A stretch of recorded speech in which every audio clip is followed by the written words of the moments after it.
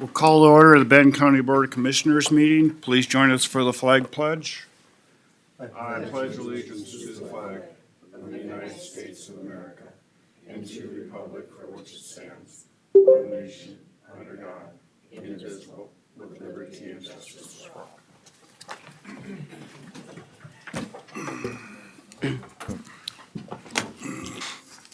Beth, note that Commissioner Johnson is not available today. Approve or amend the agenda? We have no changes. No changes? Move for approval, Mr. Chair. Got a motion and second. Any further discussion? If not, I'll call the question. All in favor, say aye. Aye. Aye. Opposed, motion carries. County board meetings are broadcasted live and video recorded on YouTube. Please refrain from speaking from the audience area and come to the podium so that the viewers can hear you. County board observes Robert's Rules of Order for its meetings, so please obtain the board's chair's consent before addressing the county board. Public comments are generally reserved for the open forum segment or public hearings. However, public comment on other agenda items may be allowed at the discretion of the board chair. As we begin today, please turn off the cell phones or turn them on to vibrate. Thank you. Open forum. Nobody. Monty, you want to read? Sure. For the record. Yep. So we have an email that was sent to Commissioner Johnson from Miss Deborah J. Olson here in town regarding parking on Dewey Street. So I'll do my best to read this. It looks like, I believe this is a letter that Miss Olson sent to the city of Foley as well. It says, I'm strongly opposed to allowing the conditional use permit for St. John's Catholic Church to construct a decorative sign. Then she cites, I'm not sure if this is a statute or if it's a section of the city's sign ordinance that is cited. And she goes on to say that, I understand what this is now. It is findings from their planning commission. The findings say that the sign will not cause a traffic hazard, and so on and so forth. And she says the statement is incorrect. I will add that the traffic hazard that exists on that corner, and it says per state statute, if there are no markings on the road to designate angle parking, the parking is to be parallel parking, which would help eliminate the decreased visibility on the corner of 6th Avenue and Dewey.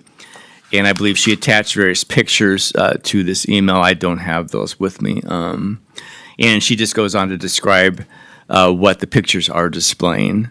So again, we have those pictures. I don't have them with me though. She says having a 7-foot tall sign will hamper visibility. So. Okay, thank you. Thank you, sir. Yeah. Okay. Moving forward, consent agenda, items 1 through 5. What would you like to do with them? Move approval. I'll second. Got a motion and a second. Any further discussion on that? Now I'll call the question. All in favor, say aye. Aye. Opposed? Motion carries. Next, Kathy Reuter. Good morning. Good morning. Thank you for the time today. I'm here just to give you guys a quick update on the status of the county attorney's office, as we had talked about previously last year. Just before Thanksgiving, the county attorney's office hired 2 new attorneys, one position that had been vacated in early October and another that had been vacant for quite some time due to military leave. We hired James Staley and Scott Meyer, both who have prosecutorial experience but came to us from different states. So they are learning the specifics of Minnesota law, the sentencing guidelines, and other things specific to the state of Minnesota. I am happy to say that they seem to be fitting in well. I've already received some positive feedback about them, so that's good news. Good. With regards to our victim assistant coordinator roles, where we have 1 full-time employee and we usually have another part-time employee, we have not yet filled our part-time victim assistant coordinator position, and that's for several reasons. First, it was vacated about the same time as we were dealing with the attorneys. Getting the attorney positions filled before the holidays was our priority, and Human Resources did a great job in helping us fill those and fill those quickly, so we appreciate that greatly. Another reason we haven't filled that part-time position is that Amy Fusi, who is our full-time victim assistant coordinator, recently heard that the grant that pays for about half of her position will become competitive for 2027, which is an obvious concern because we've been receiving that money for at least a decade, if not longer.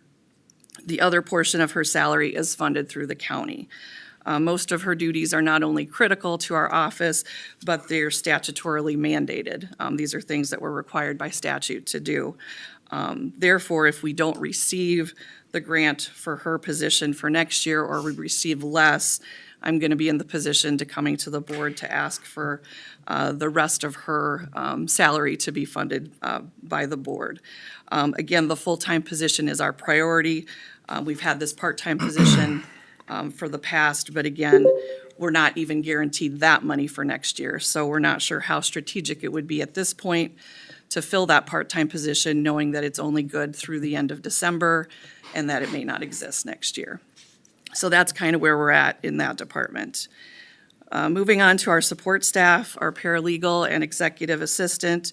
As the board is aware, and I've stated before, the criminal discovery process with the additional digital evidence with multiple jurisdictions continues to be very burdensome. We are extremely understaffed in having only 2 support staff for 8 attorneys. As I've presented to you in the past, if we compare Benton County to the 16 counties that we use for our class and comp studies, Benton County has the absolute lowest legal secretary to attorney ratio. The average in those 16 counties is 1 legal secretary per 1.23 attorneys. We have 2 legal secretaries for 8 attorneys, which is way below average.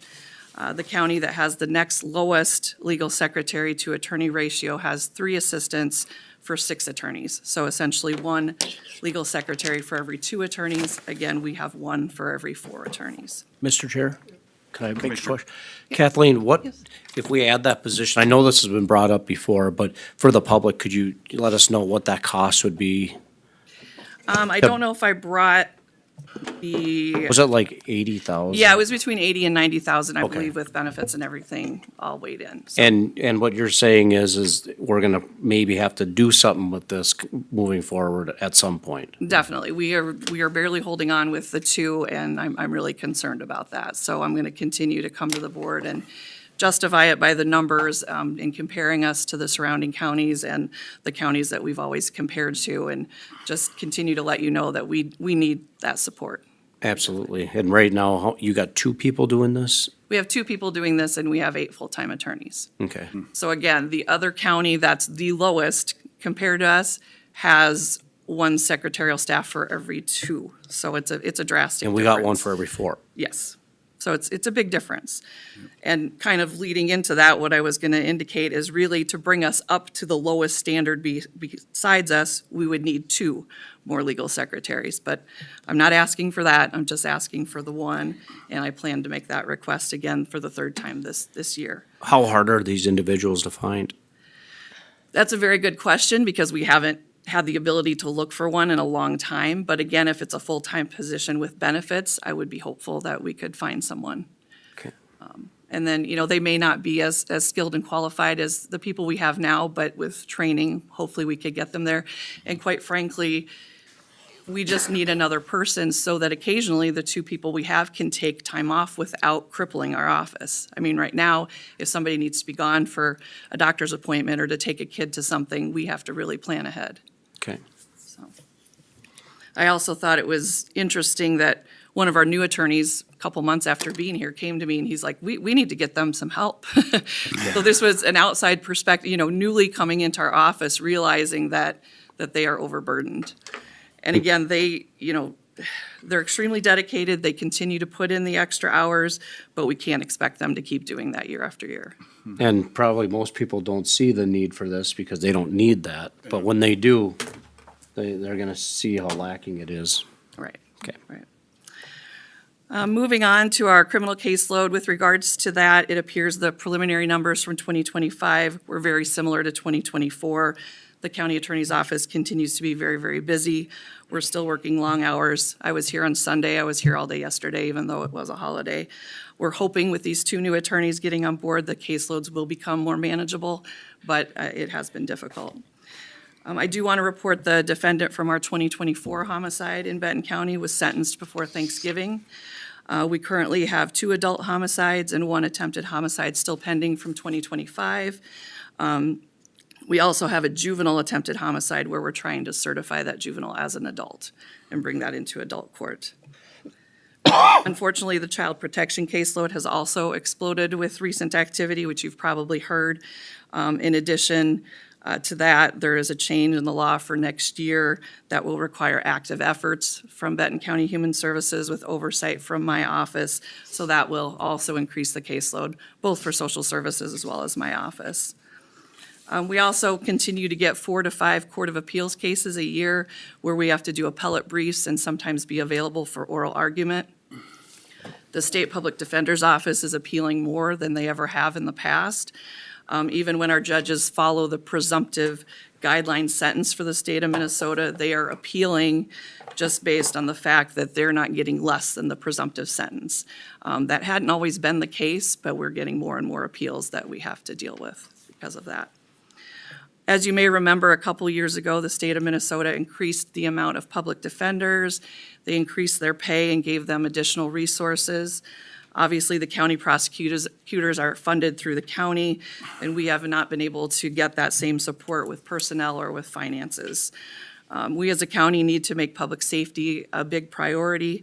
Although I'm blessed with a very dedicated staff, we are overloaded. And then the last thing we need to do is lose people to neighboring counties who make more money and have less of a caseload.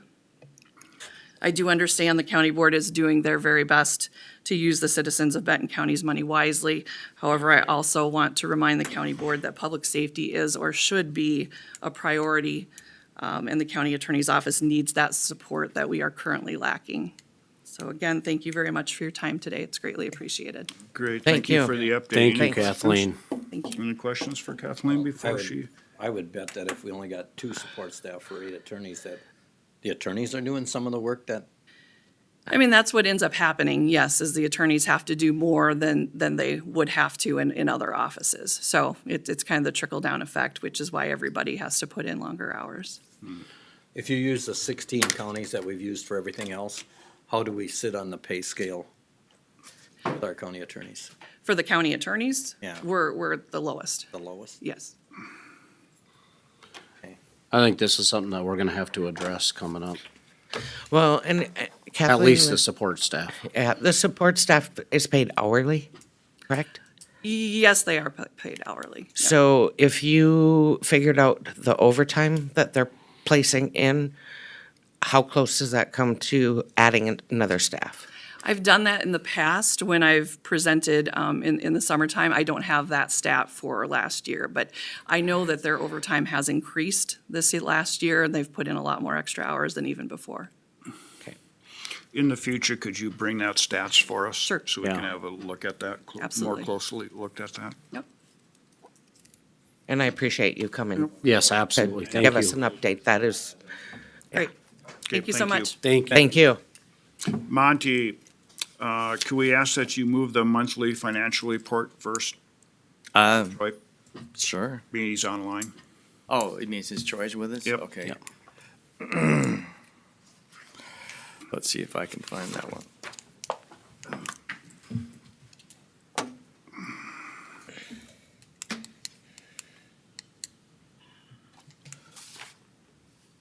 Okay.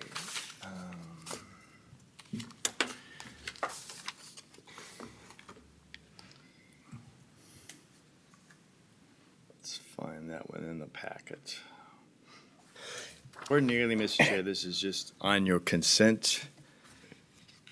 But since this is December, I thought it'd probably be a good idea to make it a regular item to chat about just a little bit.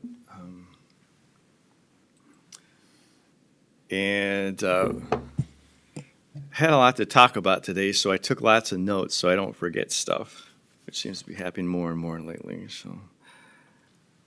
All right.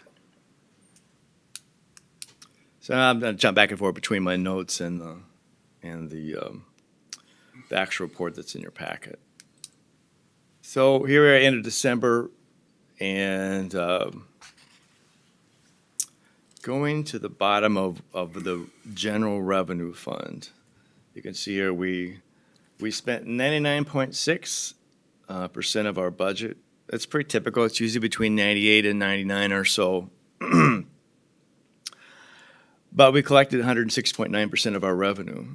And I'll come back up here to the auditor treasurer. And a lot of that is explained by interest income. You can see we budget 800,000 for interest income, but received 2.4 million. Now, there was a little bit of an oddball thing that happened here in January. We can see there was 700,000 posted. That was actually some 2024 revenue that got posted into January of 25. But nevertheless, so let's just say ordinarily you collect a little over 100,000. Let's take 600 off that. You still collected about 1.7 million more than expected. So that is the biggest reason for why the revenue is exceeding what we expected. So, Have you ever seen that go backwards? Yeah. Oh, yeah. oh, sure. Just for the public side of things. Right. That's true, because interest rates can change dramatically pretty quickly. And you may have good investments, but as those mature, you may have to sort of go to a lower interest rate environment. So, yeah, that can go both ways. You're seeing a lot less on other things, and you'll see. That can go both ways in a hurry. Personally, Yeah. you're seeing some interest rates go down. Couple of departments were over budget, and I don't want to be overly dramatic about this. Let's see, planning and zoning, they had an issue and I remember Roxanne brought this to your attention. You can see they spent 103%. You may recall she said because they had the turnover of the wetlands position, she said we need assistance from Bogart Peterson to help us administer our wetlands program, and that was going to require some outside consulting. And again, that was discussed with you all and acknowledged that that was going to possibly go over budget. So that was planned. Then was the sheriff's office. Let's see here. Law enforcement, I want to just stress again, this is just the law enforcement side. So what we call 01, 200, 103%. We've learned since I did this that the situation was exacerbated by an oddball thing of where the pay periods fell. So ordinarily, there had been a payday on Thursday, January 1st. Instead, of course, we're closed. So paychecks were distributed Wednesday, December 31st. I'm going to talk to Jackie and see if we actually can get that last pay period pushed into 26. I think it should be 26 because that was an unexpected event for departments to have 27 pay periods Oh, yeah. in December and 25 rather than 26. That's about a $250,000 according to the sheriff. Yeah. So I think we should fix that because that was, again, unexpected for departments. In other words, if they had a plan and then suddenly, there's a pay period we didn't expect, that kind of tossed my plan out the window. Yeah. So I'm going to talk to Jackie and see if we can remedy that situation. Troy did a great job of digging into some of the details, helped me understand what was going on, and it seems like every year, like 2 or 3 times, our squads hit deer. Most times they get fixed, but I think this time it was totaled. So they had to replace. Normally they'll replace 5 squads. This year that had to do 6 because that was about $58,000 for a squad. But that should be covered under insurance and Right. MCAT we have coverage for our squads, so. And they replaced a drone and we talked a little bit about overtime here. There was You know, the overtime historically has always been over the budget. And what I try to do is, I probably can increase the OT budget by 100,000 in 1 year. So each year I've tried to, not each year, but gradually increase it just a bit to gradually get it closer to where we're actually spending is. Usually you have vacancies which cover the overtime. In other words, you know, you've got a couple deputy vacancies and you have to have cover shifts and so on and so forth. Usually those savings cover the overage and overtime. That wasn't quite the case this year. I think Troy said he had some folks out on medical leave.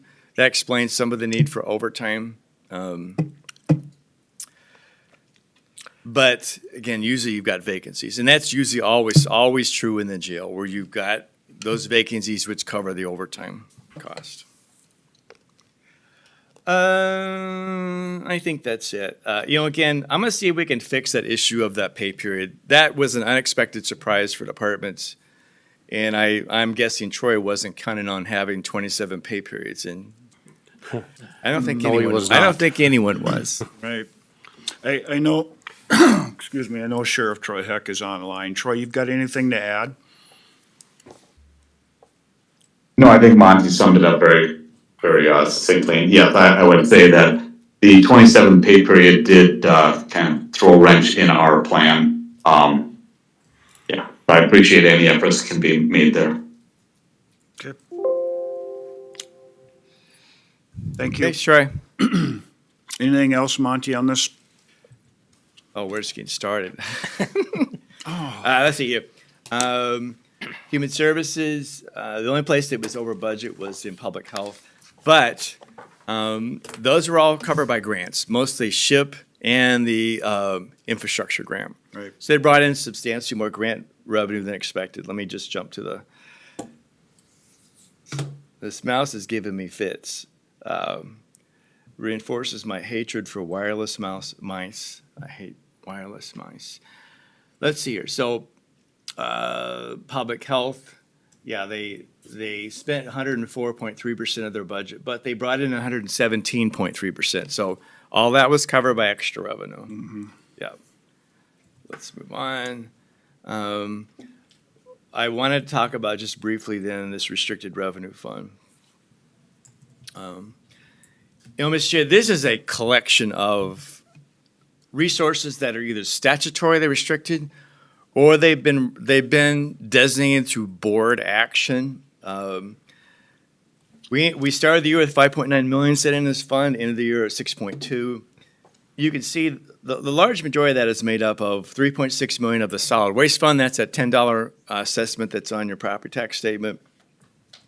Almost $1 million is in the 911 fund. And I know Troy's been building it up based upon anticipated substantial improvements to the PSAP equipment, furniture, et cetera.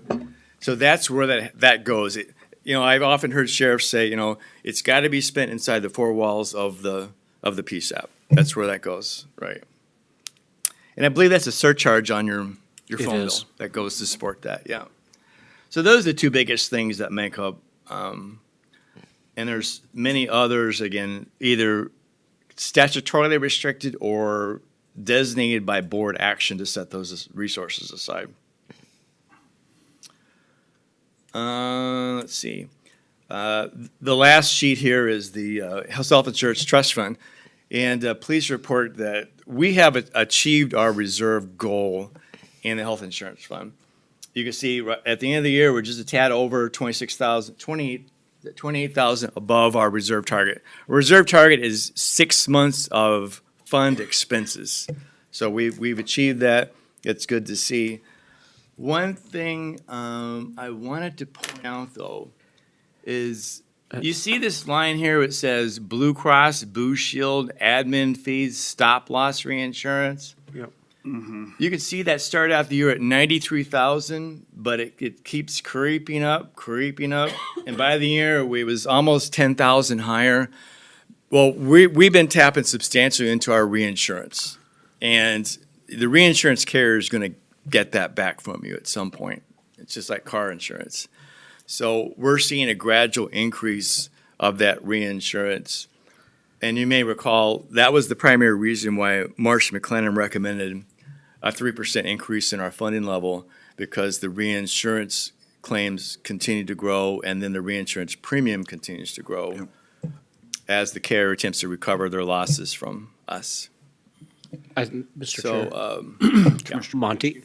yeah. I think it would be good to tell the public we were not in very good shape on that self-insurance fund a couple years back. No, 2 years ago, our reserves were almost decimated. Yeah. And we've recovered them. So, that bodes pretty well for 27. Maybe we can get by with no increase for 27. That would be great. That would be great. Last thing, Mr. Chair, I wanted to talk about was, before I skip this one, I wanted to point out, in case you're wondering, there's 108,000 sitting in a board contingency right now, 108,000. And this shows you how we've been using it. It's been going to the state capital lobbyists, and I think we're going to also use it for the federal lobbyists. Last thing I want to point out is you may see this at the end of December. We had a negative fund balance in the highway fund, and that's not typical because usually, in December you've received the second half of property taxes, second half of CPA. So I was asking the highway accountant, hey, what's going on here? There's two big things which haven't been recorded yet through December. That was a $600,000 payment from the city of Gilman for their share of the 5 project, and then another $600,000 of bridge funding, federal bridge funding that needed to come in. Our highway accountant is still digging into the details to attempt to make sure that we've received all the revenue we're supposed to. We've transferred all the local option sales tax to Fund 13 as we should. There's still a bit of a gap there that we're looking at. I just wanted to point out there was a couple large revenues which hadn't been posted yet, which explain why that's in that negative position, which isn't typical in December where you've got a negative in a fund balance like that. Monty, so Yes. are they looking into why the bridge fund didn't come? Are we gonna get it, or is it, because we've got a couple bridge projects for this year? This is looking backwards at, I believe, projects that have already been done. Okay. Just reimbursement. This isn't, we don't get those typically in advance. Okay. As I understand it, that's pretty typical, right, yeah.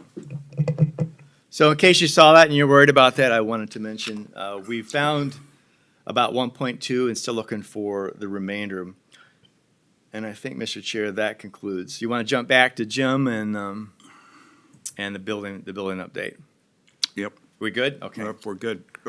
Any questions, board, first? On the reserve fund for health insurance, I would caution that we don't, just because we met the targets Yeah. or whatever, that we don't stop building that a little bit, because Correct. we've seen how fast it went from our target. In 1 year, Yeah. in 1 year. So we gotta, it doesn't hurt to have a little more in there, and that would help offset a large increase in health insurance in the future. In the future, yeah.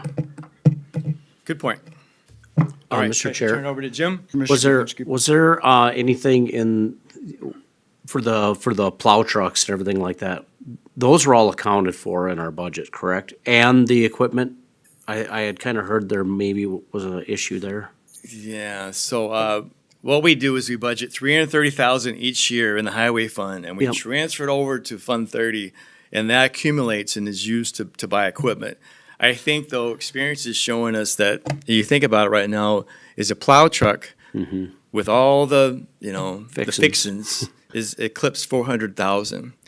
So I think, in the future, we're going to have to really re-examine that amount that's transferred, because I just don't think the cost of equipment is just skyrocketed, so it's not sufficient. Yeah. Yeah. Okay. Okay, thanks, Monty. Go ahead, start from the beginning. So Jim is up? Okay. And I'm gonna tag team with Jim on the second half of the building update,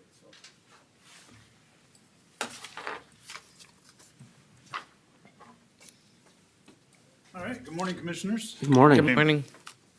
As you've probably seen, the last couple of weeks have been pretty cold, so we had a bit of a slowdown there. That's to be expected, and we build that into our schedules. Overall, we're largely on schedule, which we're pretty happy about. The contractors are doubling up manpower going forward to help kind of catch up for those cold weeks, because it's in their best interest too to move on to their next jobs and stuff. So not too worried about that. Budget-wise, we're sitting pretty good. We've used roughly around 5% of our contingency so far, which we're further than that into the schedule. So we're probably 10-15% into the schedule, depending on how you slice it. So Just for we're sitting pretty good. clarification, just for clarification, 5% of the 100% of the contingency, not 5%, because we had 5% contingency in there. Right, exactly, yep. 5% of the total amount of contingency, just for example. So we've spent roughly around $50,000 of contingency. We had somewhere about $1 million for that, so we're sitting pretty good there. Other than that, I think some of the key things you can look forward to coming up. We are, as you can see, the plastic is up out there. We're heating the underside of the decking for the second floor, so we can start pouring that now that it's warm enough. We'll be pouring that here in the next week or two. We're gonna pour the half that you see on the one side that's all plastic right now. And then we'll move the plastic over, pour the other half. Once that's done, we can go ahead and get the external walls framed and start building the low half of the building with the iron and hop up on the roof. And then we'll be fully enclosed after that, so. Well, how long do you think before fully enclosed? I think you're gonna see fully enclosed, well, we're gonna be fully enclosed in terms of temp enclosures, probably within, I don't know, 6 weeks or so. Yeah, at least for the two-story portion. Okay. Maybe the lower portion might lag a little bit behind that, but yeah. Okay. Yep. Any questions? All right, Thank you. were you gonna walk through the change orders? All right. I'll stand by in case there's questions for that. that's right. You bet. I have someone to blame. Okay, let's see here. Okay, let's get that back. So, Mr. I thought that we're almost 6 months into this project. It might be a good idea to review where we're at with change orders. Let's see, as I find that item. Okay, here we go. So, and again, I'm kind of jumping back and forth between my notes and what's on the screen, so I don't forget stuff. All right. You may recall, Mr. Chair, when we started this process, the board gave the administrator the authority to approve change orders up to $30,000.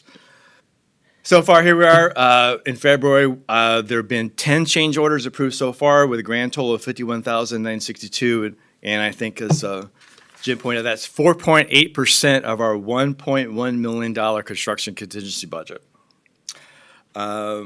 So where do these change orders come from? Well, it's really a mixture.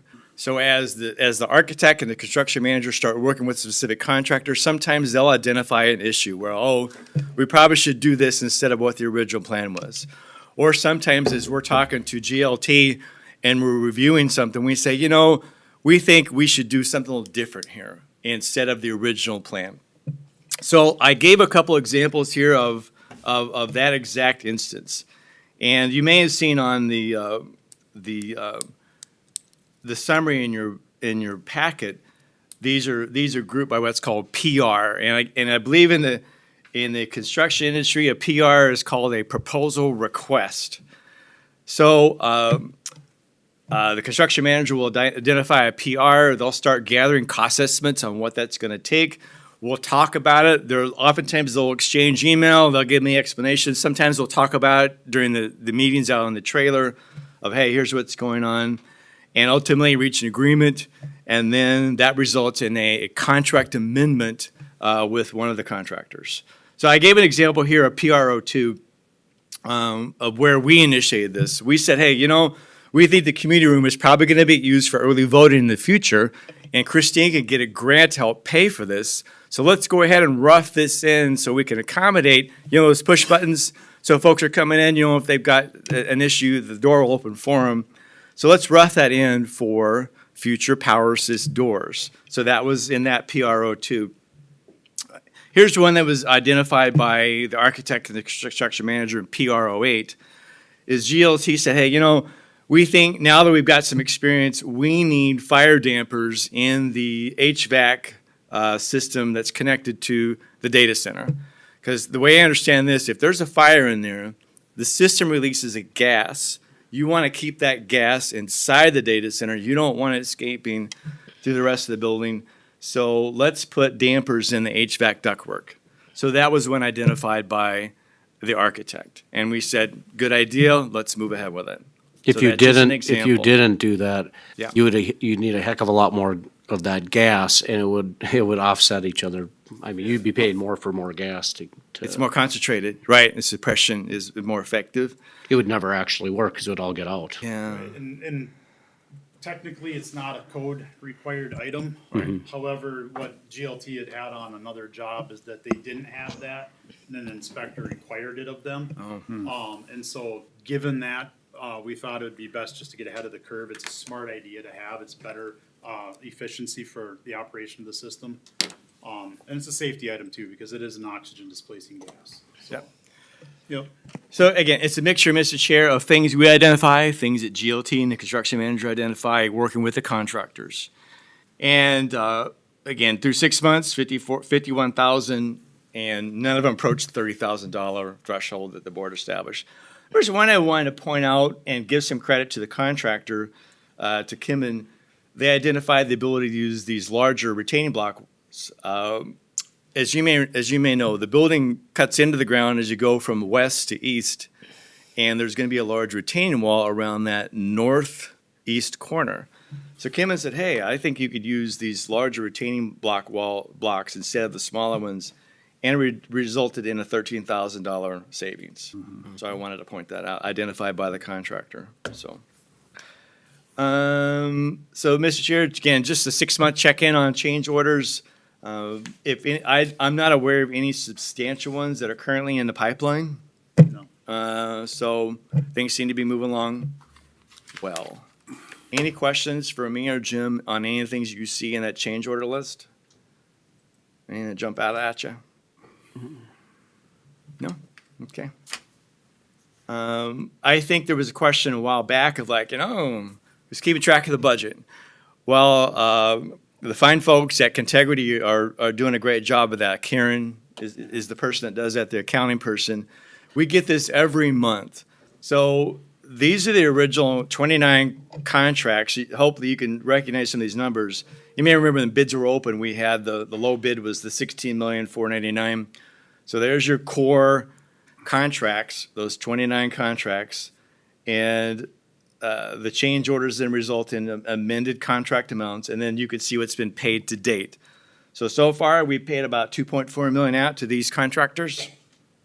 Also below, you can see other items that are outside those core contracts. For example, there's a contingency, general conditions, and so on and so forth, the construction manager fee, architectural, and then down below typically these are what we call owner items, for example, FFE, technology, and so on. Really haven't touched much of those yet, of course. We're just getting into furniture, fixtures, and equipment, technology, and so on. One thing I wanted to mention is sometimes we'll pay a bill directly. For example, we get the bills directly from GLT. We pay those, but Jackie sends this information to Karen, so she updates the budget. So I want to point out, this is an all-inclusive budget. It's not just the port being paid out by the contractors. It's all things that maybe we might pay ourselves to make, again, this is an all-inclusive budget, so. One thing I'd like to clarify, Yep. sorry, Monty, when we're talking about contingency versus the change orders, when you look at the change order column, that's coming out of this contingency line item here. Yeah. So it's not, Yep. you'll see that they match right now. It's because of all of those change orders, they come out of that contingency bucket. Sometimes that's obvious to people, sometimes they think that's a double up. So just to be clear, all the numbers you see in the change order column are being taken from contingency. Yeah, again, Karen's number didn't have PR08 and PR10.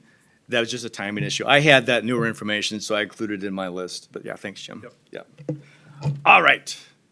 I just wanted, again, to provide that assurance that we're watching the budget on a monthly basis and tracking things completely to see where we're at. Yep, part of our job at Contegrity is, the project manager's job is budget and schedule and quality. So I personally approve this budget every month. I personally approve all of the expenses every month. Karen assembles them and sends the paybook to Monty. So the architects will review it as well. So there's multi-step process that we go through. It's our job to be watching that budget every month and presenting it to you. So if any of you guys ever have any questions on anything you see, feel free to present that question to Lonnie, and he'll send it off to me, and we'll get you an answer. Okay, thanks. Always an open door. Same thing for members of the public. Members of the public email you with budget questions. We're wide open for that, so. Thank you. Yep, thank you. All right, what does my last note say? Oh, that's right, yeah, as Jim said, we get those pay requests, and then what we do is Jackie sends a request to US Bank to draw down bond proceeds, and we produce the checks. Some we mail directly to contractors, some we send to Cotegrity, and they distribute those. And we'll continue again, we'll draw down the bond proceeds first, and then we'll go to county resources last. That's how that's working. All right, any questions on budget? No, thank you for the information. F? Thanks, commissioners. Thank you. Thank you. So what is next, Mr. Chair? Is it redevelopment or FFE? Redevelopment. Redevelopment. I gotta get my glass of water. I should talk about this, no one has dry mouth. All right. I thought, Mr. Chair, we should give you an update on what's going on with the redevelopment planning on the government center site. I'm going to open up, though, Beacon, because it's gonna help this, talk about this issue when we show actually Beacon. Let's see, our services, it's gonna help. Okay. All right, let's get to Foley. Okay. Let's see here, there's Dewey Street. All right, here we go. All right. Okay. Let me lead off, if I can, with the big picture. So, Mr. Chair, your redevelopment committee is continue to consider a plan which really has two big pieces. Potentially splitting off a portion of this government center and it being used by a nonprofit for potentially medical services, dental services, senior services. The rest of the property would be then potentially redeveloped for mixed-use commercial residential. So that's kind of like the big picture. And I should mention too is Amanda from BEP has been substantially involved in this process along the way, and we definitely appreciate her contribution. She's the expert. So let's go now to, I'm gonna get rid of this wireless mouse. Okay. All right, so here's of course the parcel the county purchased for the government center. So the parcel in question, here, let's just zoom up on this a little bit. Okay. So this is, as we got into this is kind of an interesting collection of parcels. You've got the core one, which is the government center, and there's the 1901 courthouse. Then you've got this parcel here, which we bought from the school district about 23 years ago. I think the tennis courts were there, and we needed extra parking. And then there's this parcel, which is mostly, again, the old highway building. And then there's this unusual parcel here along the creek that we don't really know why we have it. So it takes some digging into the title research to figure that one out. So it's mostly in floodplain. So this has been a discussion, Mr. Chair, of the committee. Is basically dividing this parcel here in half. So right here, like right about down the middle. And then at some point, negotiating a sale of this portion here, the part we're staying in today, to a nonprofit, which would then in turn lease to providers for, again, medical, dental, social services. That's the big picture theory. So what does that mean? That means we need to go to the city and apply to have this administratively split right down the middle so it's its own separate parcel. So that's one issue, is have it split, which means a survey and then applying to the city for an administrative subdivision. So that's one part. Let me go back to my notes, make sure I'm not forgetting anything. Okay. The cost of that, according to Jay Whitsock, our county surveyor, is about $9,000 to get that done. Okay.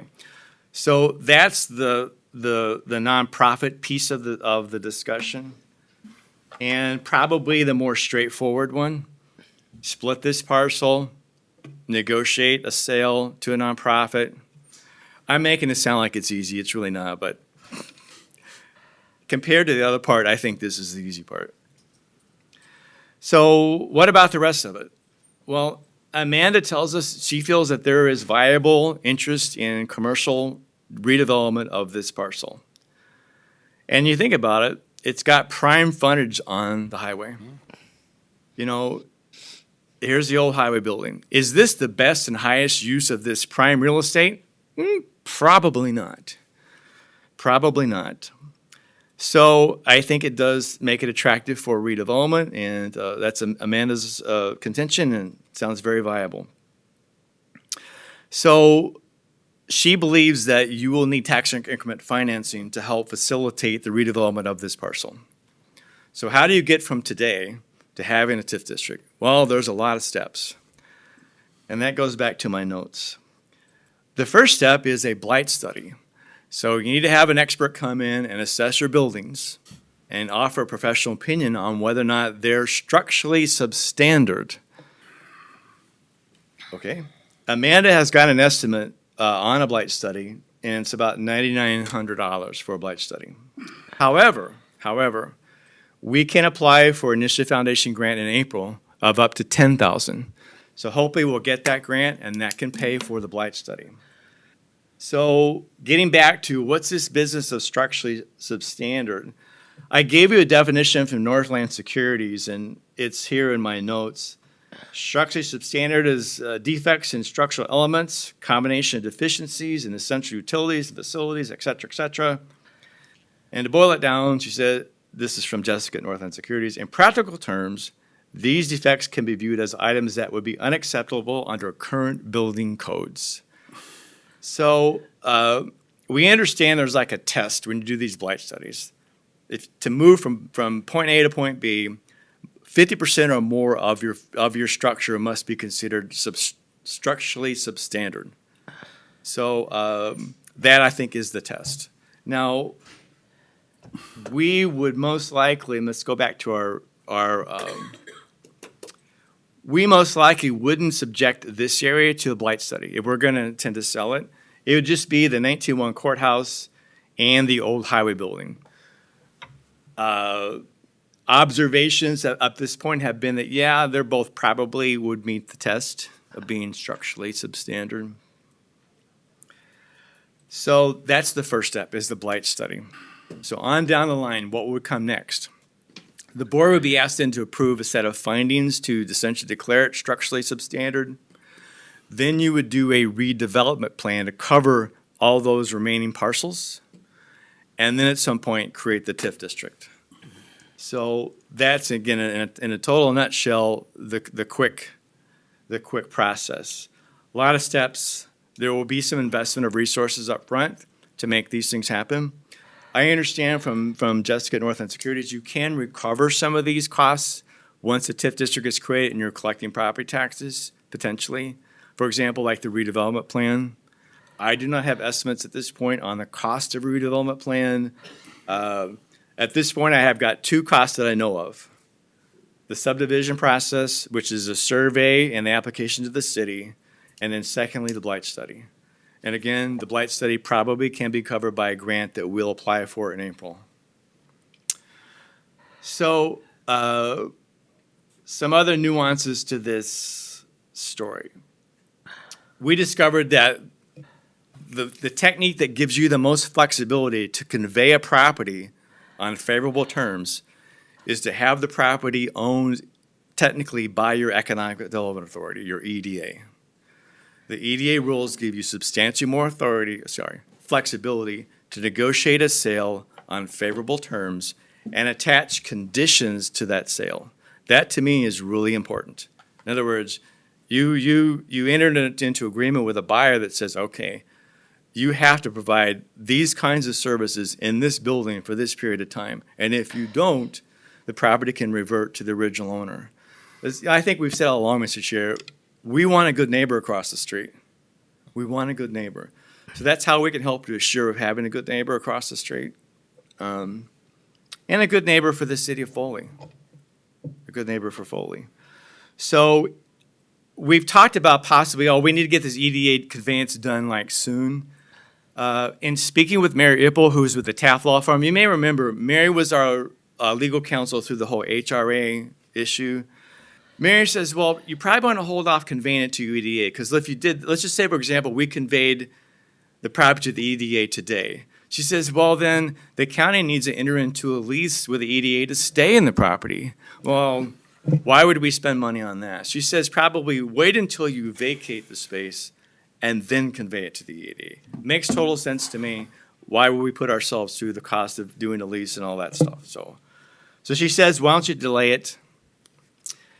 So I know with the group we've been talking to about the nonprofit services, time is of the essence, because apparently the folks who want to bring a medical clinic here have access to federal funds to help renovate the space. But the clock is ticking them for them to use these resources. So time is of the essence to begin discussions with a nonprofit about the terms and conditions of the sale. So Mary says, okay, you can go ahead and start negotiating as if you are the EDA to work out these terms and conditions of a sale. Go ahead and start. You can do that. Now, she said, if the other party in this equation, let's just say the nonprofit says, you're asking us to invest time and money in this process. We'd like a little assurance that you're actually going to do this. So Mary says, well, you could adopt a resolution of intent, provide the other party some assurance that, yes, in fact, we're serious about this, we're going to do this, our intentions are good. In speaking to the person that represents this nonprofit, he tells me, he says, yeah, we'd like that kind of resolution. We think that's a great idea. We'd like that resolution. So that's something the board to consider, is asking Taft to draft this resolution to adopt as a county board. It's just, again, an expression of intent. Yes, we intend to enter into good faith negotiations to convey this property for these services and so on. Makes sense to me. So I point down here at the bottom, there'll be other legal finance costs. This cost of resolution, conveyance of the property to an EDA, to redevelopment plan, the creation of the TIF district. So here's what I'm seeking your direction on today. Can we move forward with the split process with the city? Again, that cost, according to Jay Whitsock, our county surveyor, is, what do you say? $9,000. So you need a survey, and then I think the cost for the city was like $1,000, something like that. That's one thing. Second, can I apply to the Initiative Foundation in April for this blight study grant? And then lastly, can we ask Taft to draft this resolution of intent? That probably won't cost much, it's 2 or 3 hours of attorney time. So those are my 3 areas I'm looking for some direction. Mr. Chair, again, I want to stress, these are just the initial, we'll call them baby steps. There's so many other steps down the line that will require legal counsel, again, navigating the process of conveyance to the ADA, creation of a redevelopment plan, and so on. So I want to prepare you for that. There will be investments down the line to make this all happen. A lot of hoops. But first things first. A lot of hoops to jump through before we even get to the sale. Mr. Chair, I'm in favor of all 3 moving these forward. Okay. I think the nonprofits coming into this area is exactly what we kind of envisioned. Keeping the building, letting them renovate it on their dollars, even though in the end it's still on taxpayer dollars because it's federal money coming in. But it allows this portion of the building to stay, and then the opportunity to redevelop the other area is a huge opportunity, not only for Benton County, but for City of Foley as well. Yeah. Yeah, Commissioner Gopinski, thanks for saying that. That's what this board wanted, was a nonprofit coming in here. Yes, and I believe the interest and ability to bring a medical clinic is very serious. No. It's very sincere, yes. I think the folks behind this see a great need for medical services for low-income folks in this area. And would that be dental too, probably, Monty? I understand that their package includes Dental, yes, correct. it does. Yep. So, Mr. Chair, the costs that we can't cover through a grant, we can cover through a fund balance in our CIP. I don't see that as an issue. As we move through this, I'll continue to get new estimates for you, so we know what we're up against in terms of, the economic development side of things. And I should mention too, again, is had 2 conversations now with Northland and Mary Ipple, and I've included Amanda in both of those. So she's right along with us in these discussions about the economic development side of this issue. Again, she's worked in this field a long time, so I look to her for advice on this subject. And of course, we're working with Jessica Green, Jessica from Northland, and then Mary. So, am I hearing there's a general consensus to move forward on these issues? Yeah, I mean, I don't think there's a lot of damage or a lot of hurt to move forward. I mean, we're not gonna invest a lot of money in this right now, And a lot of it we'll get back, Yeah. hopefully. hopefully. I mean, Yeah. that initiative grant, That's- those are yeah, pretty, And we know the relationship yeah, between Amanda Yeah. and the Initiative Foundation is great. yeah. So I think that part's okay.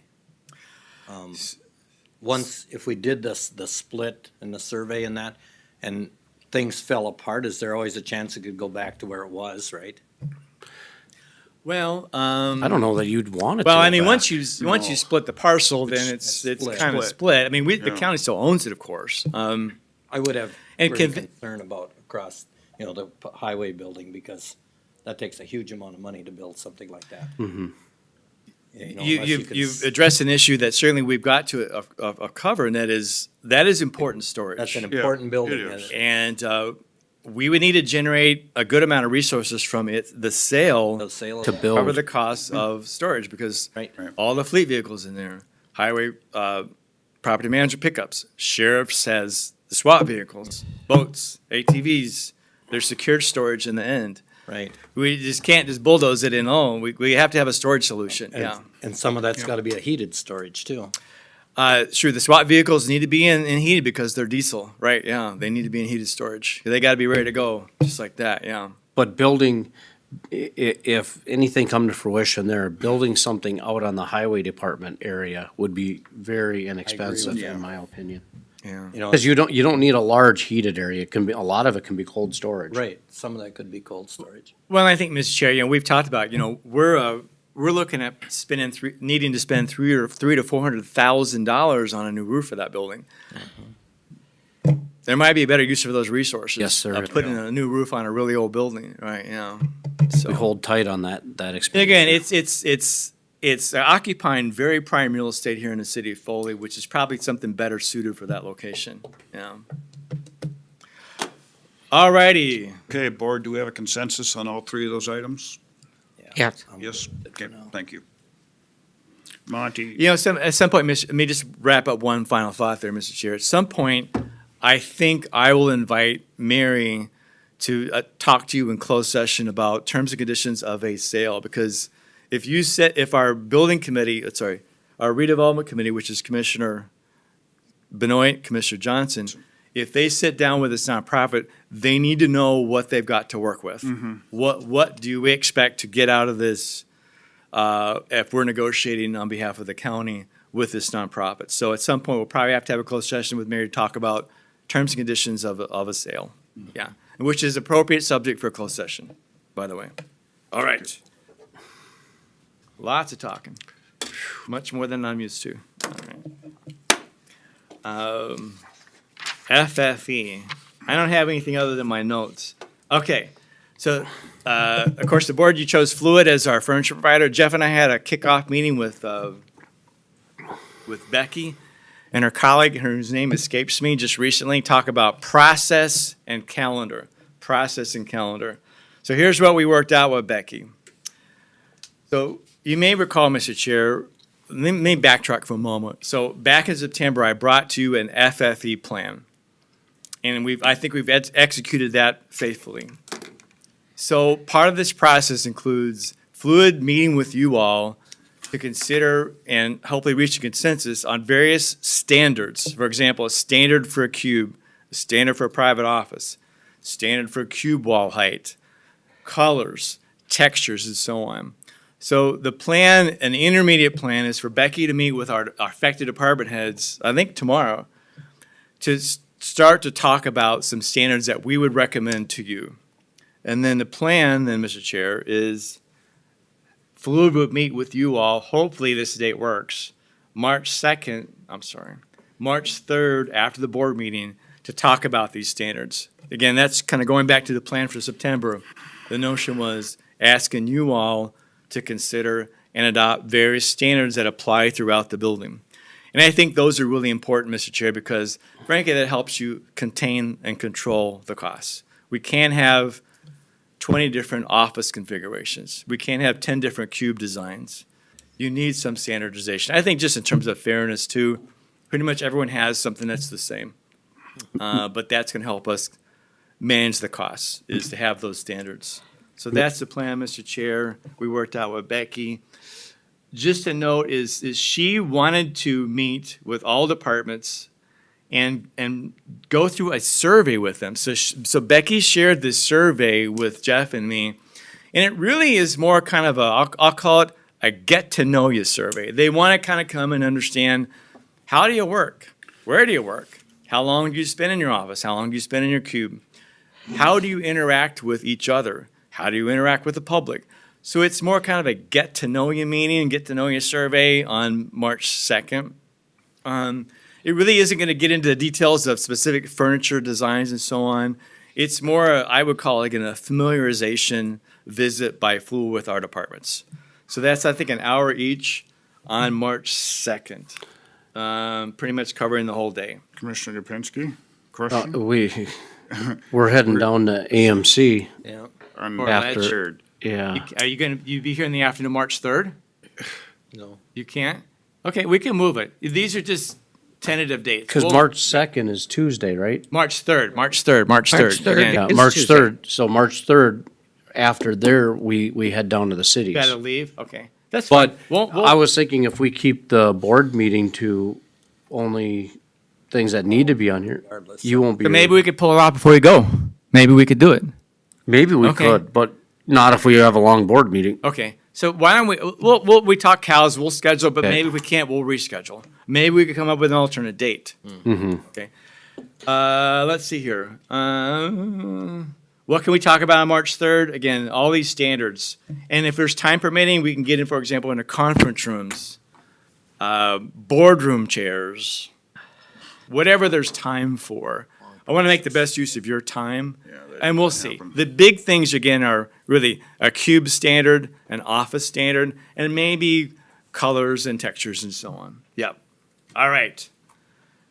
An idea that I'll blame myself on this one. So I thought, hey, what's a great way to get employees a little more involved, a little more engaged? So I said, let's create a committee of employees to recommend to you all break room furniture and building decor, like artwork, stuff like that. So we're embarking on creating a committee. Again, we would make recommendations to you all on those two things, break room furniture and decor. You don't want me involved in decor because I have no taste whatsoever. So anyway, I thought, again, a great way to get employees something I won't. involved in, you think about it, the break room furniture, I think that needs to be well thought out. You want those to be very inviting places that people want to go to have a break, have their lunch, and so on. So, okay. So after the board establishes these standards, then Fluid then will work with departments on specific furniture details. I made a little note here is that we have to find another vendor for break room and coffee counter appliances for, coffee makers, refrigerators. Fluid doesn't do that stuff. We've got to find that on our own. So I'm gonna be talking to, is he still here? No. I gotta be talking to Jim about that one. So what are the takeaways? We'll ask you to consider reach consensus on furniture standards, but we'll set that date. Why, you may be wondering, why this aggressive schedule? Why all of a sudden it's like boom, boom, boom? Well, The furniture layout is needed so the contractor can drill the holes for the floor boxes, especially in the second floor. So, you may remember, we thought that when they poured this second floor deck, they were going to insert forms where the floor boxes would go. So floor box is power and data. Well, I learned at a recent project meeting, that's not gonna happen. They're all going to be drilled. So to drill those, they need a furniture plan that's overlaid on that floor to know where to drill the floor boxes. So that's somewhat explaining this aggressive schedule. They need the furniture layout, especially for the second floor. I don't know the reason the shifting gears, but I was told that was a plan all along, is that you wouldn't pour around forms. Instead, they would be drilled. I'm not. Usually you do that on second floors. On the main level, that's where you put the boxes in. So that is a common Yeah. practice. If it was on the low level where the concrete's right on the ground, that's Yeah. where you'd put the boxes. That would make sense, yeah. That would make total sense. Okay, according to Becky, the schedule is built around a completed furniture plan by July, August. Because there's a long lead time to get this stuff in. It can be 2 or 3 months to get this stuff in. So they're shooting towards July, August to have a completed furniture plan, which you will approve. Again, the final plan is gonna come to you for sign off, that it fits within the budget, it works. I wanted to stress that. And again, we established that concept back in September. So, Mr. Chair, well, hopefully the March 3rd will work. If it doesn't, we'll come up with an alternative date. But I will definitely say, things are gonna move kind of fast over the next few months with this. Can't do it March. There's a lot of planning to do, a lot of planning to do, a lot of meetings, a lot of planning. Did I totally skip Susan? Do you have any thoughts or questions on FFE? Right now, Monty, I don't see where March 3rd's gonna work. Okay, Because, sure. one, I'm not gonna be here at all. Okay. And this just looks like a lot of conversation that's gonna take a lot more than after a board meeting. No problem. We'll move it. Yeah. Yeah, we'll move it. Easy done. Easily done.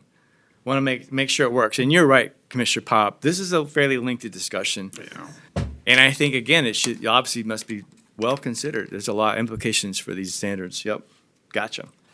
I think that was all I have. And we're moving on to executive search firm. And I bet Susan's been patiently waiting. Are we wrapped up with FFE? Anything else on FFE? Yeah, I've got Okay. nothing. Thank you. Susan is here to talk about a search firm for our county engineer. All right, Susan, it's all yours. Just close some stuff. Good morning. Morning. Good morning. Okay, all yours. As you're aware, we've had some difficulty with our engineer posting, right? We haven't had a lot of applicants. As of this morning, when we reposted it last week, got it refreshed, still nobody's in there. So we've had 3 applicants since December 3rd.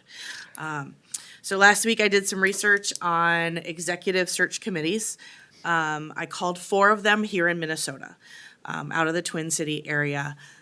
All of them had some government recruiting experience, although I found one that specifically recruits for government. So Local Gov Staffing Solutions, I had a conversation with the owner. She has 20-plus years experience in recruiting for government positions.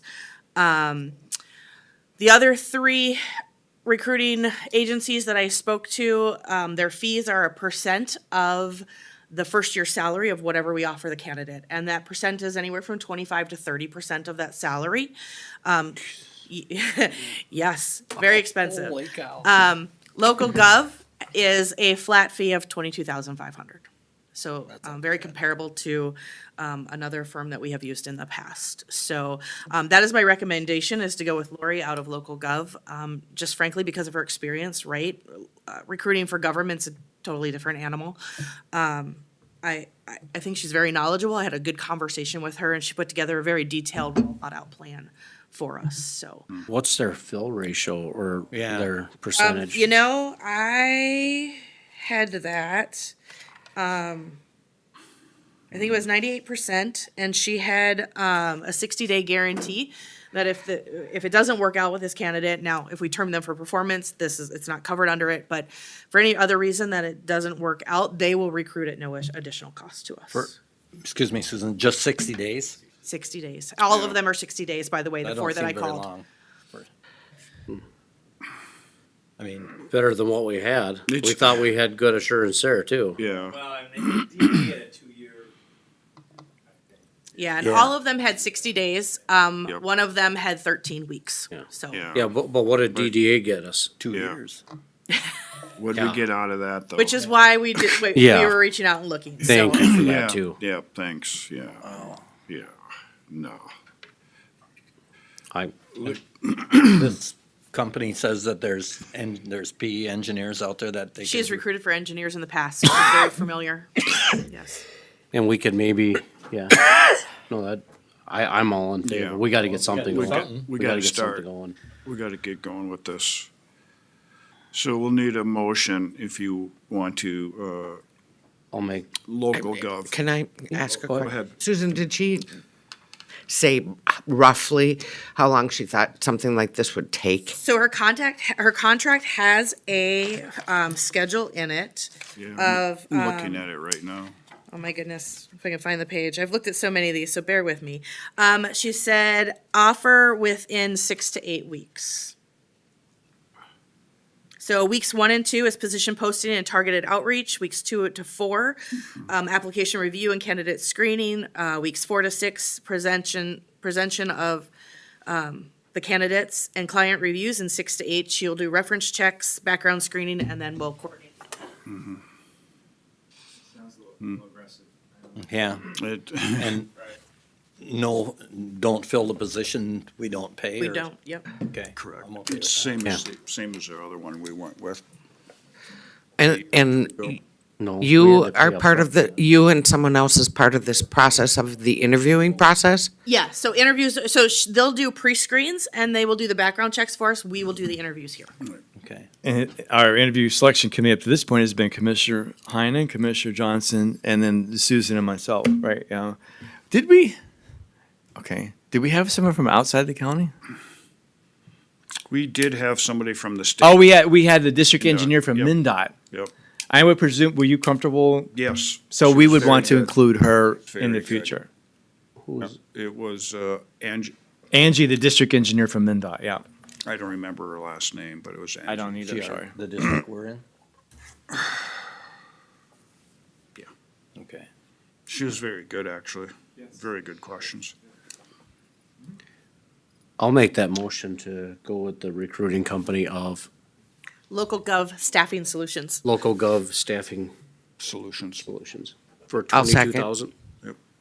Okay, we got a motion and a second. Any more discussion on this I item? mean, we gotta have this position filled Yeah. eventually. We We can't gotta fill keep it. pushing it down, Our temp wants to leave. Yeah. Which is too bad. Yeah. Any He wants further, to be retired. any further discussion on this?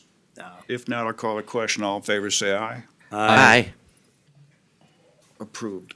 Thank you. Thank you. Thank you very much. And that, to just clarify, the reason our temp does want to leave is he is already He is retired. Retired. Yeah, He put in, what, 30-plus years? Yep. yep. Okay, next, Sandy, Human Services Fraud Prevention Investigation. Well, first, I just want to make a note that Human Services has been very busy lately. Not that we're not always busy, but we've been doing a lot of rehiring for individuals who have left. And we are we just reposted our posting for our mental health co-responder. So going back to looking for a person to take that position.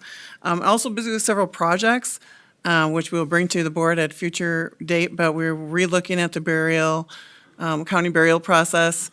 We are looking at some housing support programs, just a variety of things, just to note. And we also plan to bring to you a presentation on the act so that we can talk again about the costs that keep being brought up about the act and what that means to the public. Had thought we might bring it to the next board meeting. Part of that will depend, I suppose, on what you decide for a cow.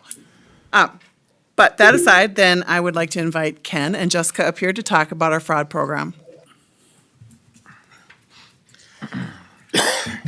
Good morning, Mr. Chair, Commissioners. Good morning. Good morning. I'm Ken Palenti. I'm the Child Support and Fraud Supervisor.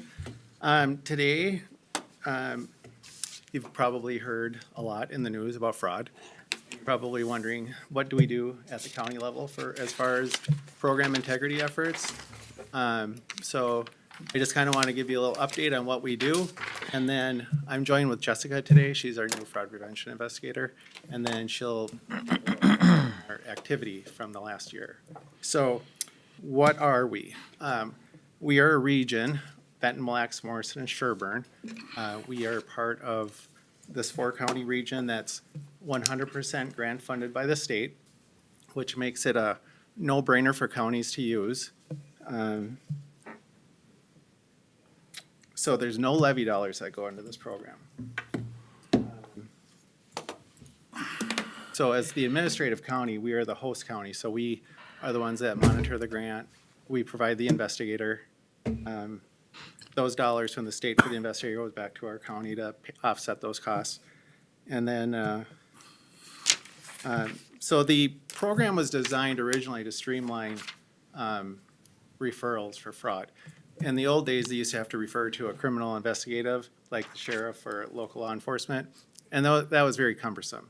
So what this program does is allow eligibility workers to refer a suspected intentional program violation right to the worker.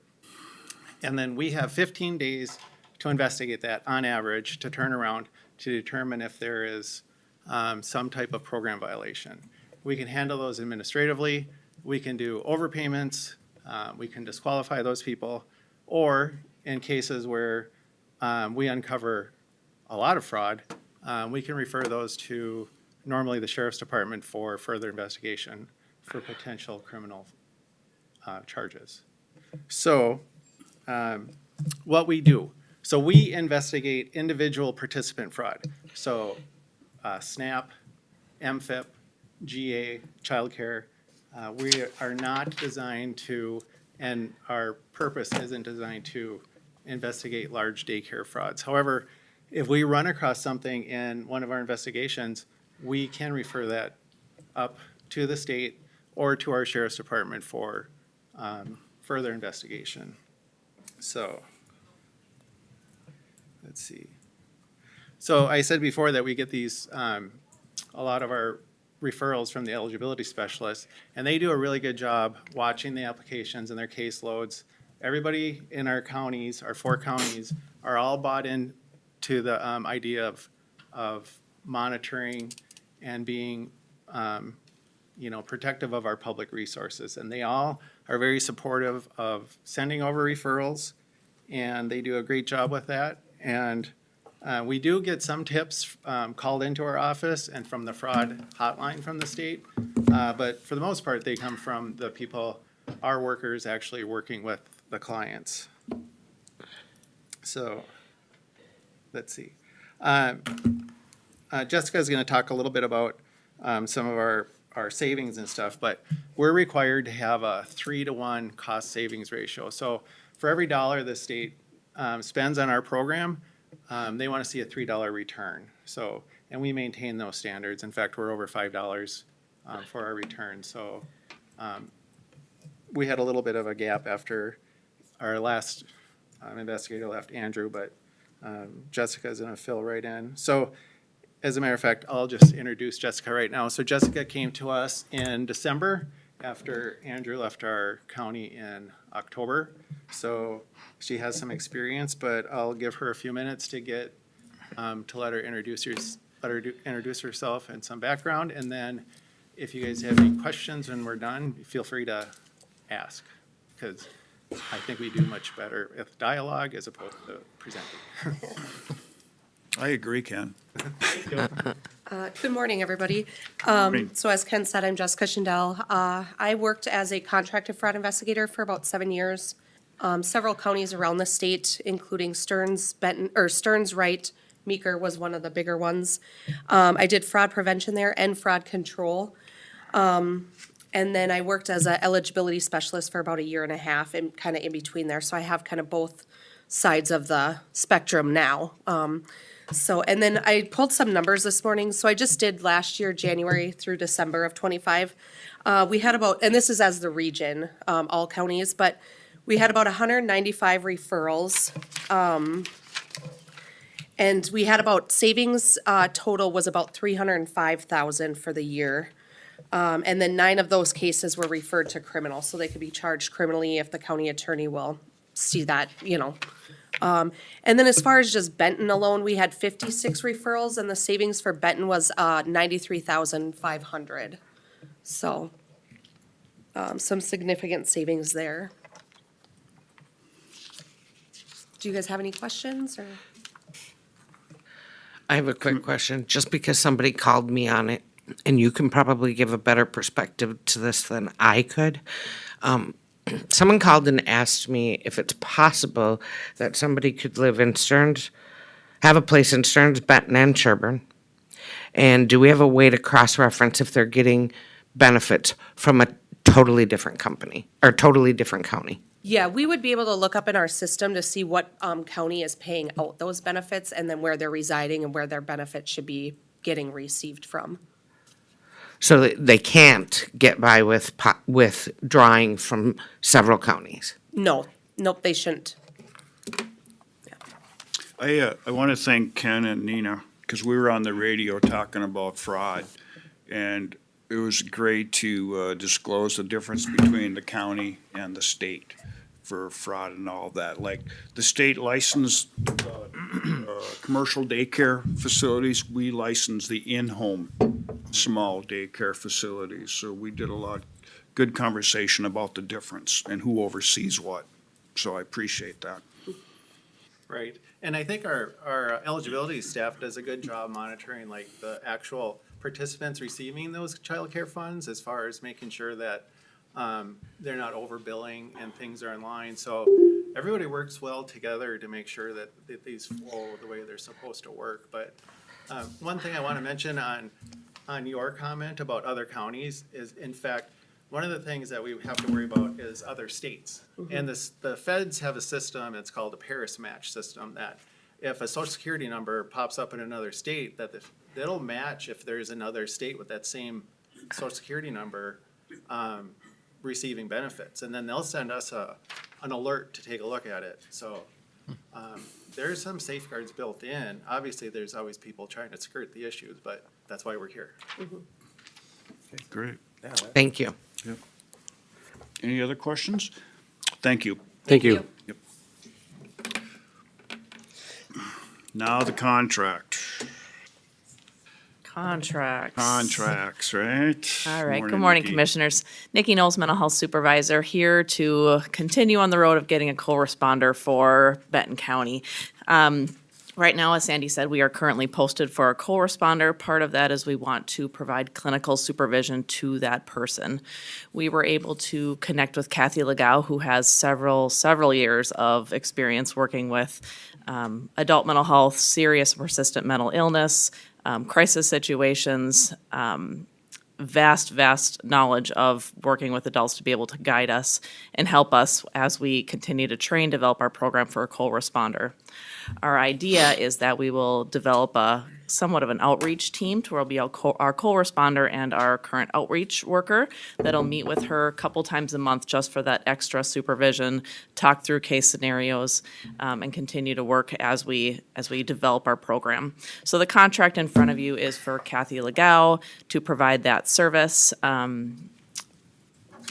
One thing with this is that, as noted in the contract, there is a lower amount for the liability insurance.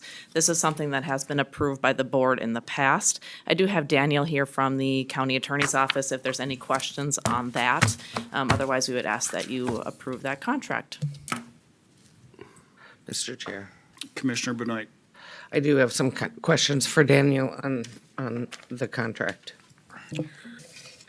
So at least from what I'm reading and understanding of this, is that this contract isn't requiring the liability that the county typically requires. Yes. Okay. And what could be the repercussions to the county by lowering those standards? So and please forgive me, I am operating with a cold this morning. The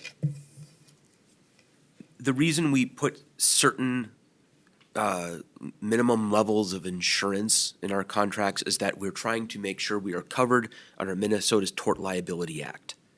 So that act provides that the maximum that a municipality like us, Benton County, can be sued is up to $1,500,000.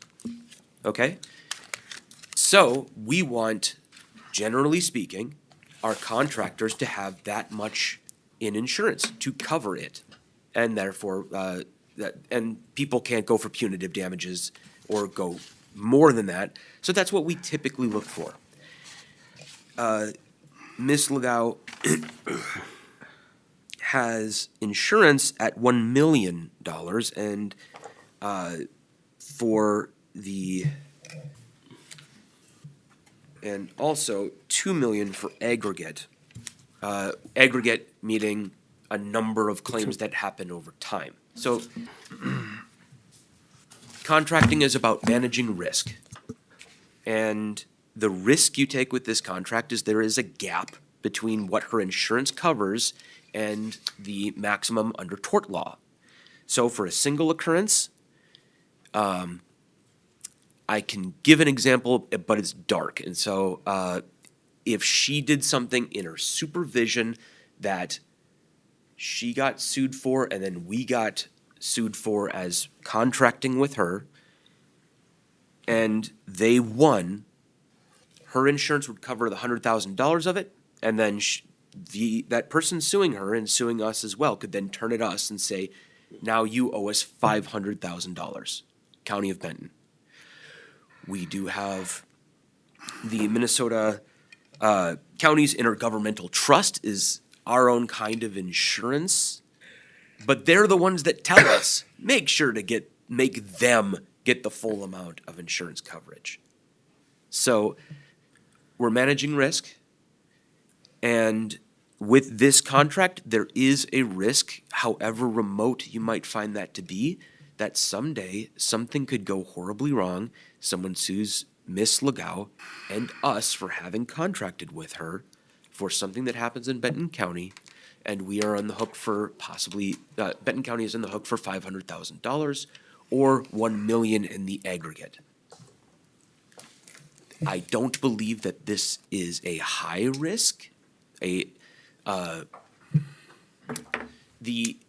example I think of, and I struggle to conceptualize a better one with the scope of what exactly Ms. Legault would be providing in supervision, but she talks to someone that she's supervising. She gives them the wrong advice. She doesn't tell someone how to talk down someone that is suicidal. That person then talks to a end user, the Benton County resident, and unfortunately, because of what they say, at least that's it's proven in court that because of what that person said, that end user committed suicide, and it was Ms. Legault's fault that she didn't supervise them properly. That's unfortunately what I think of. Again, that's dark. But in order to get up to these massive amounts of liability, I'm thinking wrongful death. How likely is it that actually happens, that her advice indirectly causes someone to do that or to otherwise harm themselves? It's pretty remote. Yeah. But it's not zero. Hence, you get a whiny memorandum from me, and I point out that there's some liability here, and even though it's possible that MCIT would cover it, because they have instructed us to try to make our contracts cover the full amount of liability, there's no absolute guarantees either way. Does that answer your question, ma'am? It does answer my question. I have another question, and that's probably for Nikki, is there a reason why she's not up to the standard of what the county typically requires? I think she's a single person. Usually a lot of times we'll have a company or an agency do it. She's one single person providing this service for us for minimal hours. I don't know if that necessarily answers your And question. usually, Sandy, better. usually those go up by millions, not by 500,000. Yep. They're sold in increments of $1 million. I guess that next increment is very. Yeah, very expensive. More than that $5,000. Right, that's what I was gonna say. She's really only working very minimally for us. So in order for her to get the extra insurance, we would need to up the amount we're paying her fairly significantly. I mean, we're envisioning that at the beginning, there will be more hours as we develop this program, but we're thinking, 2 hours a month. So there's not a lot of time. Nikki will be the main supervisor. Monty? So about 15 years ago, the state Yep. increased the tort limits from 1 million to 1.5. It was a response to a case, I believe in the Moorhead area, where there was 2 governmental entities involved, and the tort limits were stacked. So legislatures unstacked them, but said, okay, we're gonna increase the million to 1.5. This issue has come up dozens of times in the Yes. last 15 Yeah. years. Yes. Where contractors don't wanna get that extra million. It comes It's up very spendy. very It's often. very expensive. It's because, again, like Commissioner Gibbons said, they're sold in $1 million increments. Yeah. So you're gonna go from 1 million to 2 million, and it gets expensive. Just another state mandate that they put out there that doesn't meet the standards of today on how insurances are sold. Yeah. So this is, again, it's a common contractor issue we've heard. Could we get with MCIT and make sure that they're good with this? Well, I'm sure MCT's gonna say what our. The tort standards are. limit, Yeah. yeah. They want you to strive to make sure you cover the tort limit, so you Yeah. don't have uninsured exposure.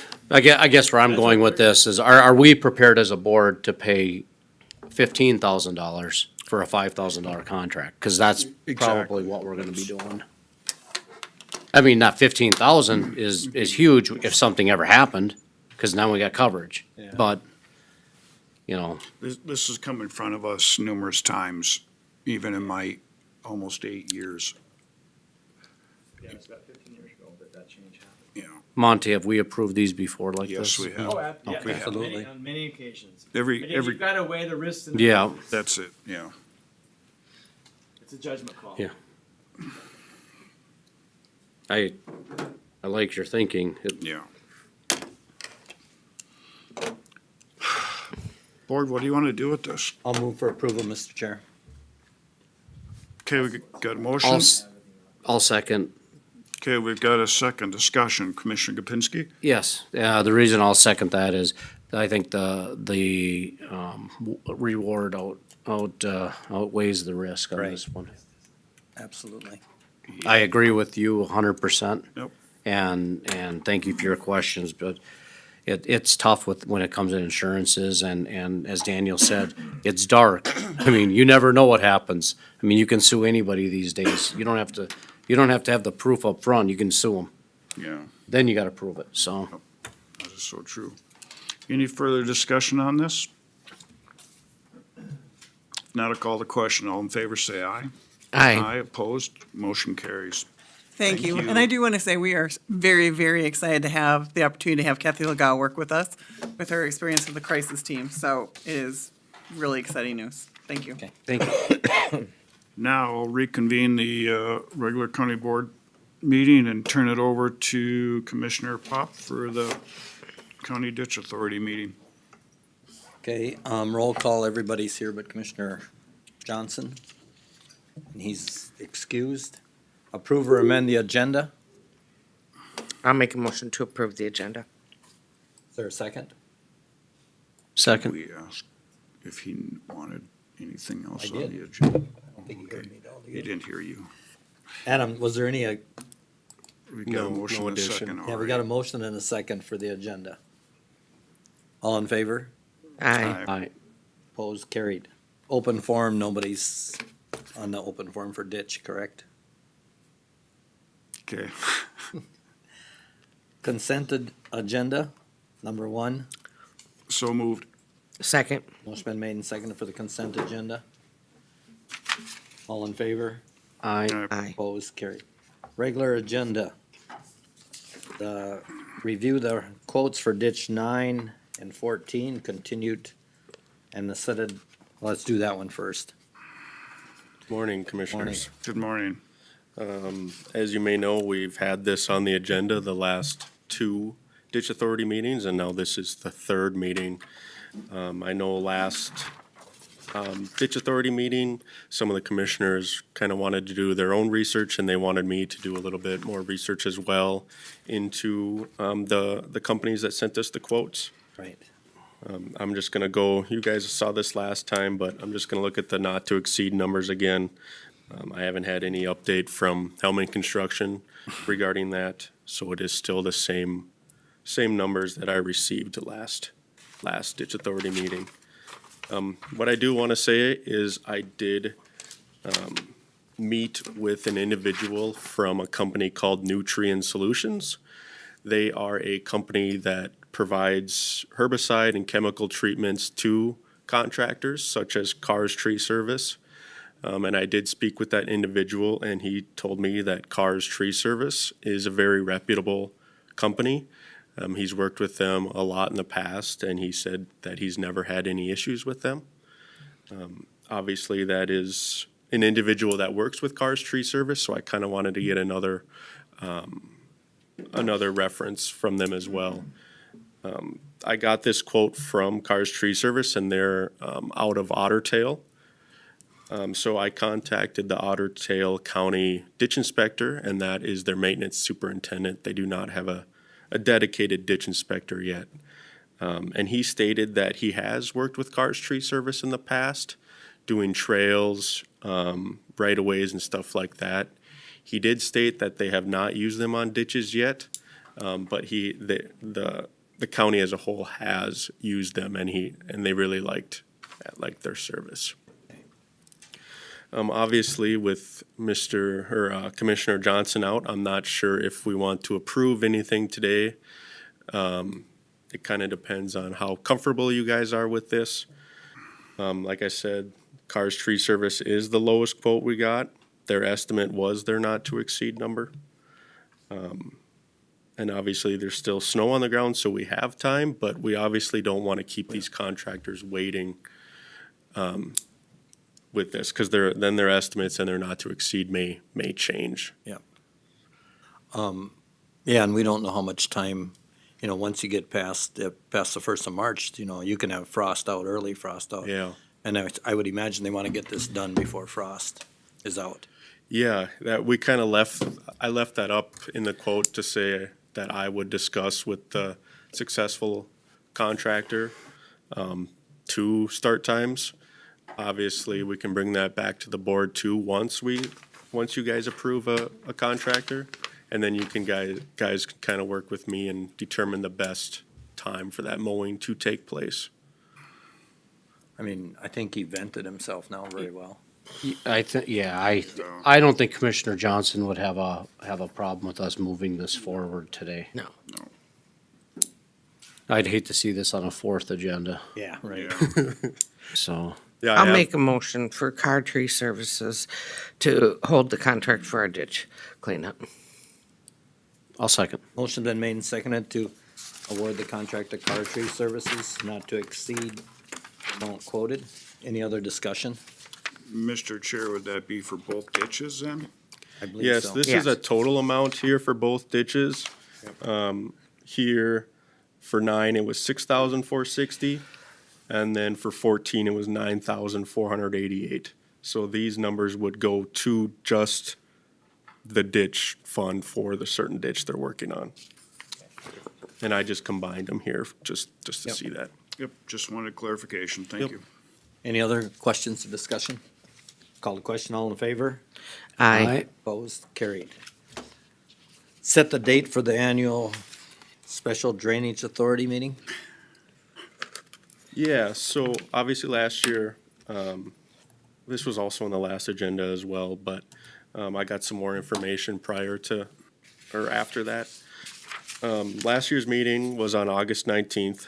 This was in the Foley Auditorium.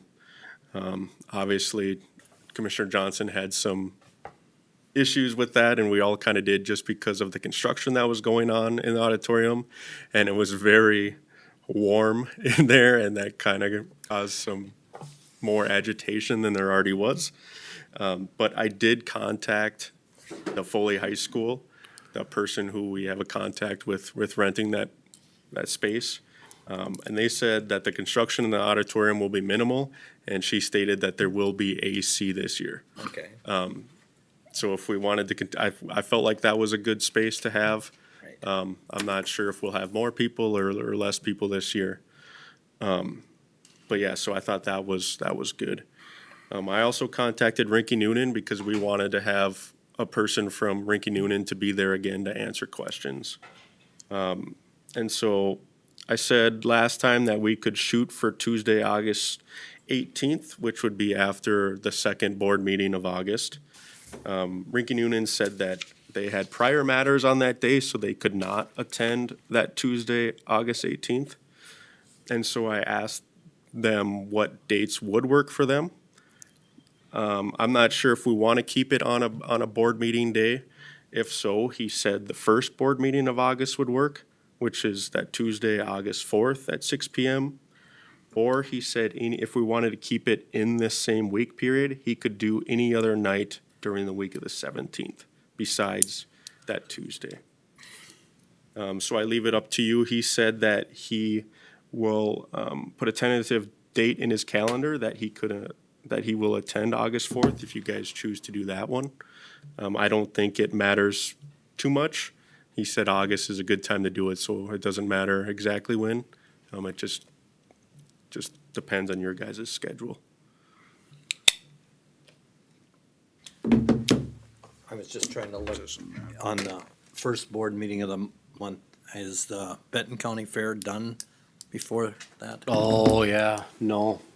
That'll be going that time. That'll go, I thought maybe it was a little earlier this year. I was gonna look real quick because Monty might be looking it up. I'm looking. Let's see. August 4th to the 9th. Oh, yeah. That is not gonna work. that won't work. That won't work. All right, so Let's I'd go for the Wednesday night then after the board meeting. The 19th, you're talking. 19th, Yeah, that works The for me. 19th of what? August. Okay. It's a Wednesday night. Wednesday night instead of Monday Tuesday. night. Or Monday night, I'm fine with either one. he did state when I messaged him about a week or two ago that he said any other night would work of the 17th. And so I would have to confirm with him, but Okay. I will not be able to make the 19th. I'm just telling you right now on a Wednesday. Monday? The Monday I can make, but the 19th on a Wednesday I can't make. it's- But it's up to you guys. I'm just Monday? one commissioner. I have another obligation on the 17th, but I'll move it. On the 17th? I'll move it. It's not a big deal. So Monday, the 17th will work then? 6 p.m. we did last time, if we want to do that again. I'm hoping this one goes a little bit better. Yeah, Yeah, John Kolb would be the one. He stated he would be the one. Okay. John Colwood? Yeah. Yeah. Okay, perfect. And so we have good coverage. Oh, yeah. I'm not saying that our representation did Yeah, yeah. bad. They did a great job. They did a last great job. I'm just thinking that as we get through these ditches and we start, what we did on the last ditch where we started doing some of that removal instead of redoing everything, I think them are the common sense things that I wanna see moving forward. Yep. So, Yeah, I do also want to ask, like I stated last time, we did do postcards in the mail about a month prior. Those were sent out, Christine told me, between July 1st and 15th. She didn't know an exact date. But just curious, your thoughts. I thought that was a very good idea to send postcards out. Those went to every benefited landowner on any ditch system. So I'm guessing they would be around the same cost. They were about $385, and she charged $35 to each ditch system. Okay. So if you guys approve the date to be the 17th, and then also postcards if you guys prefer to do that as well. I almost think we have to. As much as we listen to people in the meeting say they didn't know about meetings or they didn't know about the times or they weren't notified. I mean, we can't control whether they get it in the mail and chuck it in the garbage and don't pay attention to it, but at least we can say attempted to contact every single person. And I think it might be not a bad idea to bring it up every meeting until here. And just so it's brought up literally Ditch authority meeting. from a ditch authority meeting that we are having it this day. Yeah, Good idea. that's a good point. Yes, and I will post this on the website as well. We have a county ditch page on the website, and then maybe a month or two prior, I'll have it on the news section, which is on the front page of the website. And I also have access to the Facebook page, so I can post it on there as well, just so we get as much coverage as we possibly can. Okay. Do we need a motion and a second to set then dates, Monty? Yes. Yeah. I'm not sure. Be up to you. Mr. Chair, what I would do is I would There's no harm. wait. I'll to make s- that motion. I would wait. At 6 PM on the 17th. Well, don't we want to wait to see if he gets approval from the school school and and the attorney attorney. to make sure that those are dates for Okay. sure he can show Yep. up? We'll do that next meeting then.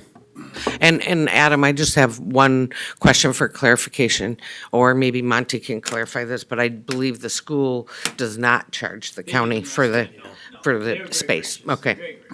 All right. All right, I will go back to Foley High School and ask to confirm that the 17th works. And I will also send Rinky Noonan just to confirm, even though he already stated it, that was 2 weeks ago, just to make sure that the 17th works. And then next board meeting, 2 weeks from now, I will present this again and we can do a motion in second. Okay. All right, thank you. I got one more question. I had a constituent that called me, and they were wondering how we're documenting your time on your spending on the ditches and which ditch. Yeah, so how my time card works is, I know it's different, highway is kind of different than everywhere else. We have specific codes we use for our time. So Okay. when I go into my time card, I click county ditches, and then it has every single ditch allocated. And so I type, I click on County Ditch 9, for example. And then I put in, there's a little note tab too.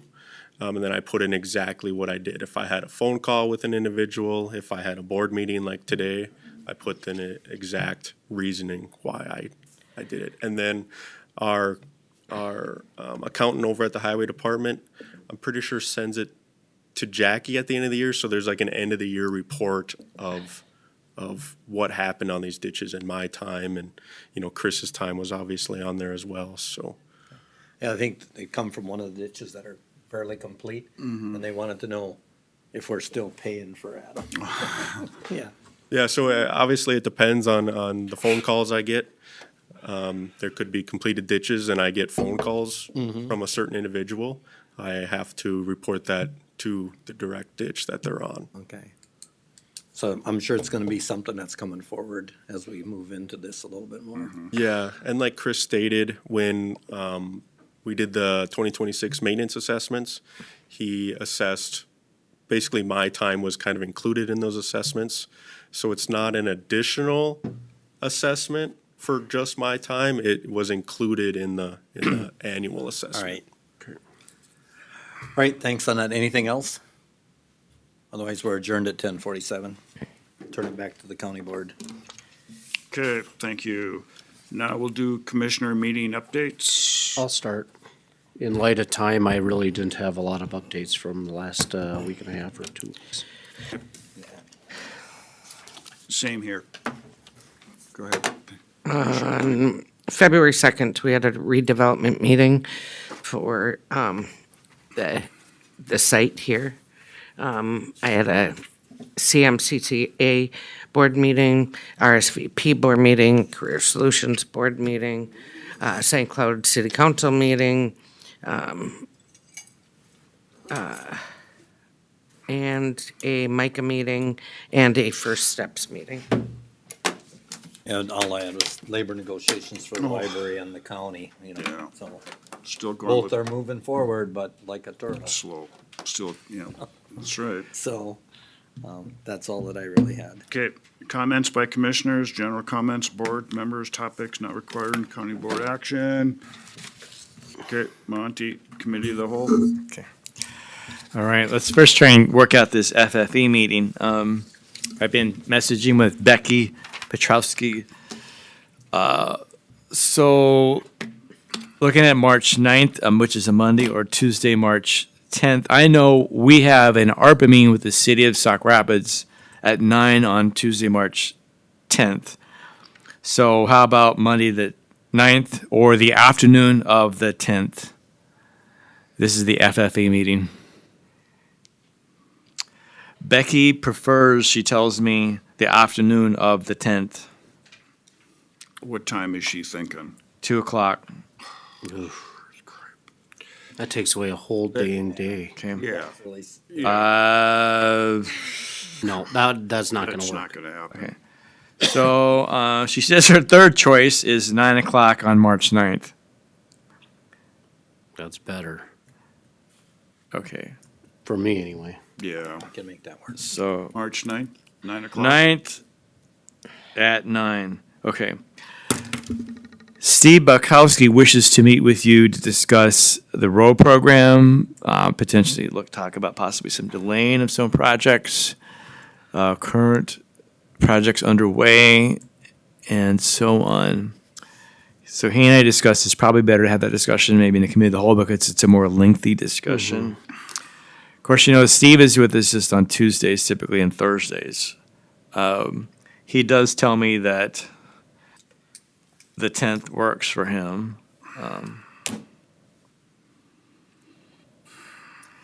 So I guess we could meet really early, but we have to get over to Sauk Rapids by 9. Well, could we move Sauk Rapids to 9:30? And I'll have to ask, yeah. So how about meeting with Steve here at 8, and then we'll push Sauk Rapids to 9:30, 10? Yeah. Okay, let's do that. Yep. So to recap, FFE with fluid on the 9th at 9, highway the 10th at 8, Okay. And I think that's all we have. Wow. Good. Motion to set the cows as explained. Second. Got a motion and a second. Any further discussion? If not, I'll call the question. All in favor, say aye. Aye. Opposed, motion carries. Anything else in front of the board? We're adjourned at 10.